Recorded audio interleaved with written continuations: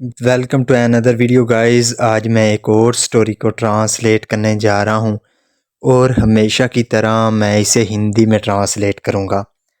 इस वीडियो में मैं आपको वर्ड बाय वर्ड मीनिंग के बारे में बताऊँगा और साथ में ग्रामर के पार्ट को भी कवर करूँगा। तो आपसे गुजारिश है कि इस वीडियो को लास्ट तक ज़रूर देखिएगा ताकि आप इसको अच्छे तरीके से समझ सकें। तो वीडियो शुरू करते हैं। वीडियो का जो टाइटल है वो है द किंग्स प्राइम मिनिस्टर। यहाँ पे किंग के बाद अपॉस्ट्रोफी एस का प्रयोग किया गया है। इसका मतलब होता है का के की। तो द किंग्स राजा का प्राइम मिनिस्टर, प्राइम मिनिस्टर कहते हैं प्रधानमंत्री को, तो राजा का प्रधानमंत्री। तो ये था हमारा टाइटल। इसको मजीद पढ़ते हैं। Once a king wanted to appoint a wise man as his prime minister. Once एक बार या एक दफा, a king एक राजा, wanted चाहता था। यहाँ पे want की सेकंड फॉर्म है wanted। ये हमारा पास्ट इंडेफिनिट का अफर्मेटिव वाक्य है।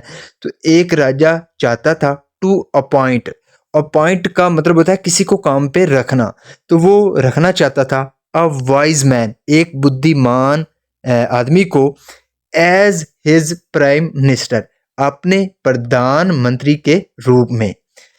तो यहाँ पे जो वाइज है ये हमारा एडजेक्टिव है और मैन नॉन है, और नॉन से पहले हमेशा एडजेक्टिव लगता है।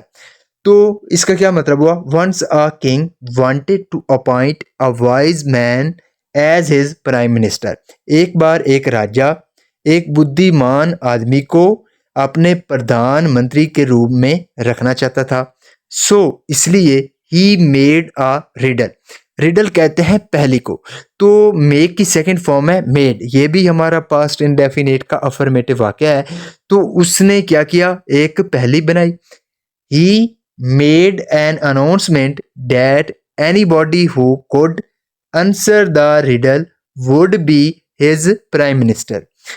तो he made an announcement. Make announcement का मतलब होता है घोषणा करना, ऐलान करना। तो यहाँ पे सेकंड फॉर्म है मेड अनाउंसमेंट।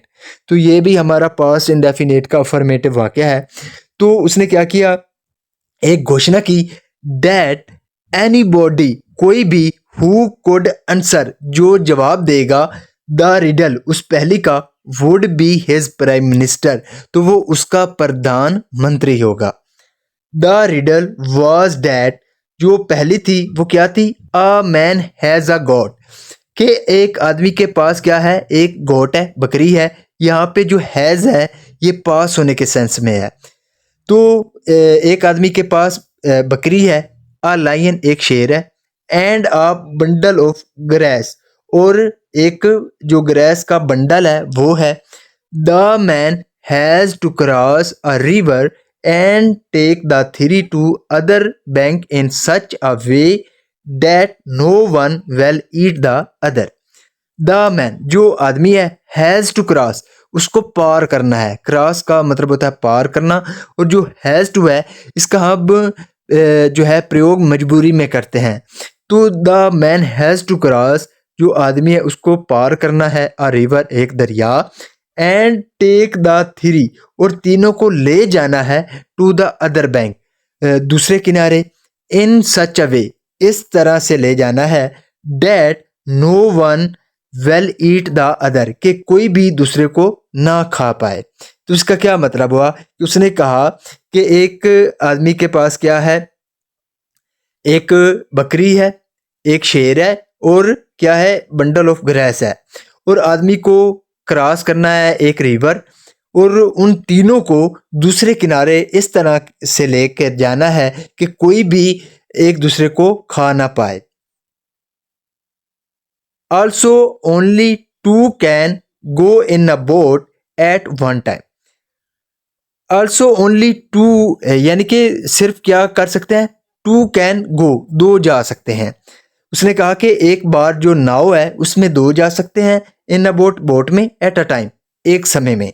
तो एक समय में सिर्फ दो ही बोट में जा सकते हैं। How well he do it वो इसको कैसे करेगा? तो ये हमारा जो है फ्यूचर इंडेफिनेट का इंटेरोगेटिव वाक्य है। तो हाउ वेल ही डुएट के वो उसको कैसे करेगा, यानी कि उन तीनों को दूसरे किनारे कैसे ले जाएगा। Many people in the kingdom tried to solve the riddle but no one could give the answer. Many people बहुत से लोग, इन द किंगडम राज्य में, किंगडम कहते हैं राज्य को, तो राज्य में बहुत से लोगों ने क्या किया, ट्राइड कोशिश की। यहाँ पे भी जो है सेकंड फॉर्म है ट्राई की, ये भी हमारा पास्ट इंडेफिनेट का अफर्मेटिव वाक्य है। तो राज्य में बहुत से लोगों ने कोशिश की, टू सोल्व हल करने की, द रिडल जो पहली थी उसको हल करने के लिए राज्य में बहुत से लोगों ने कोशिश की, बट लेकिन no one could give the answer, लेकिन कोई भी उसका जवाब नहीं दे पाया। देन फिर a young man went to the king and said, फिर एक नौजवान वेंट गया, गो की सेकंड फॉर्म है वेंट, वो गया टू द किंग राजा के पास, एंड सेड और कहा, यूर मजेस्टी ए महाराज, I can solve this riddle, I can solve मैं हल कर सकता हूँ, दिस रिडल इस पहेली को, तो इस पहेली को मैं हल कर सकता हूँ।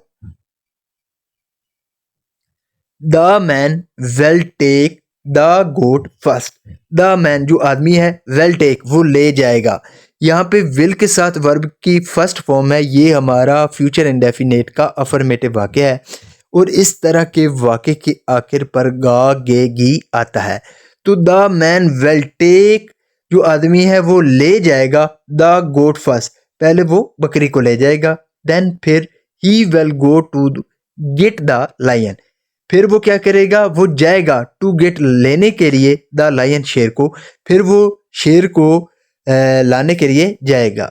ही will bring the lion to the other bank and take back the goat with him, he will bring वो लाएगा, द लायन शेर को, टू द अदर बैंक दूसरे किनारे, तो वो दूसरे किनारे शेर को लाएगा, एंड टेक बैक और वापस ले जाएगा, टेक बैक का मतलब होता है वापस ले जाना, और वो वापस ले जाएगा द गोट बकरी को, विद हिम अपने साथ। तो इसका क्या मतलब हुआ कि जो वो आदमी है वो शेर को दूसरे किनारे ले जाएगा और जो बकरी है उसको वापस अपने साथ ले आएगा। देन फिर row back to get the goat to the other bank, फिर जो रो है वो क्या करेगी, बैक वो वापस जाएगी, टू गेट लेने के लिए, द गोट बकरी को, टू द अदर बैंक दूसरे किनारे, तो फिर जो राव है जो कश्ती थी वो वापस जाएगी उस बकरी को दूसरे किनारे ले जाने के लिए। The king was amazed, amaze का मतलब होता है चकित हो जाना, हैरान हो जाना, तो जो राजा था वो हैरान था, बाय हिज क्लेवरनेस, क्लेवरनेस का मतलब होता है चालाकी, तो उसकी चालाकी, एंड इंटेलिजेंस, इंटेलिजेंस का मतलब होता है बुद्धिमानी, तो जो राजा था वो उसकी चालाकी और बुद्धिमानी से चकित था, हैरान था। सो इसलिए he appointed him as the prime minister, he appointed उसने रख लिया, अपॉइंट का मतलब होता है रखना, तो यहाँ पे सेकंड फॉर्म है अपॉइंटेड, ये हमारा पास्ट इंडेफिनेट का अफर्मेटिव वाक्य है, तो फिर उसने क्या किया, इसलिए उसने उसको रख लिया एज द प्राइम मिनिस्टर, अपने प्रधानमंत्री के रूप में। So this is the video guys, अगर आपको ये वीडियो अच्छी लगी हो तो इस वीडियो को लाइक कर दें, चैनल को सब्सक्राइब कर दें ताकि इसी तरह की आने वाली वीडियो आप तक पहुंचती रहे। Have a nice day, good bye.